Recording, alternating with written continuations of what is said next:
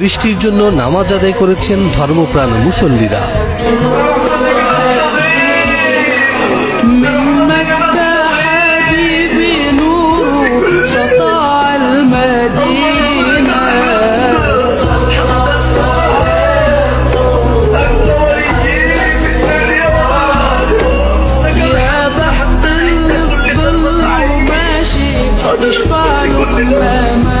অব্যাহত দাবদাহ ও প্রচন্ড গরম থেকে রক্ষা পেতে সোমবার সকালে দিনাজপুর সদর উপজেলার চেহেলগাজী ইউনিয়নের ঈদগাহ মাঠে অনুষ্ঠিত হয় এই ইস্তিসকার নামাজ।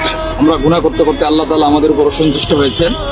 তো মূলত এই নামাজের মধ্যে ইমাম সাহেব যে তার রুমাল উল্টিয়েছেন বা আমরা উল্টা হাত করে দোয়া করলাম, এর দ্বারা উদ্দেশ্য হচ্ছে যে আল্লাহ এখন যে অবস্থা আছে, অবস্থাটা যেন আল্লাহ তাআলা পরিবর্তন করে দেন এবং আল্লাহ তাআলা তার যে রহমতের বৃষ্টি এটা যেন নাজিল করে। প্রচন্ড রোদের মধ্যে প্রায় 2 ঘন্টা